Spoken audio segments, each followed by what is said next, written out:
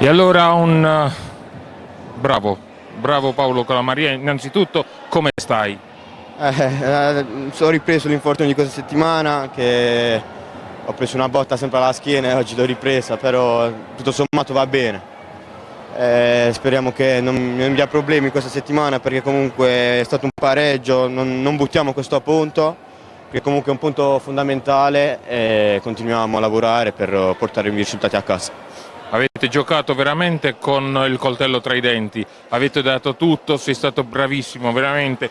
Quando tu giochi hai risolto la partita a Monza, hai risolto la partita qui perché c'era, insomma, si è andati al riposo sul 2-1, l'abbiamo ripresa, però purtroppo si sa, Tataranni è un esperto in area di rigore, l'ha portata in pareggio. Ora c'è il settimana, bisogna riposare perché non c'è l'incontro con il Vercelli e si torna al Palapanzini il 16 marzo contro il Montebello.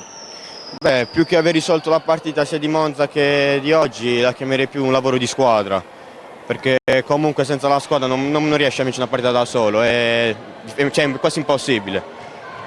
Infatti stiamo lavorando ogni giorno per migliorare sempre, per arrivare in porta dobbiamo finalizzare di più, cioè dobbiamo fare più gol perché arriviamo e sbagliamo molti gol. Oggi siamo stati anche sfortunati, abbiamo preso molti pali, però dobbiamo lavorare più sotto a porta ed è quello che facciamo ogni giorno con Pino.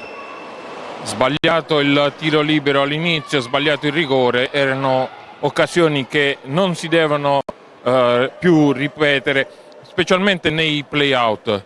Play-out bisogna giocarseli tutti, saranno a fine aprile, fine maggio. Ora c'è la diatriba tra Monza e Montebello, appunto, perché sono distanti appena 3 punti. La squadra del Giovinazzo c'è, l'abbiamo vista anche con le formazioni di maggior spessore e quindi ce la possiamo giocare con tutti. Sì, sì, di giocarcela per tutti, noi possiamo giocarcela con tutti, anche perché siamo una squadra che abbiamo dimostrato che siamo all'altezza di giocare con tutte le squadre, come col Forte dei Marmi, col Follonica, siamo stati all'altezza di giocare. Quindi speriamo che i play-out non sbagliamo questi rigori, queste punizioni di prima, perché sono fondamentali. Oggi se segnavamo quelle la punizione di prima e rigore, può darsi che abbiamo portato la partita a casa, quindi speriamo bene e continuiamo a lavorare. Oggi eravate orfani anche del portiere Belgiovine, quindi una formazione un po' rimaneggiata. Sì, non c'era Tommaso Belgiovine, però comunque devo fare i miei complimenti ad Ottavio perché ha fatto una grande partita dopo che comunque non gioca da tanto tempo e quindi faccio veramente complimenti ad Ottavio. Grazie, in bocca al lupo. E buonasera.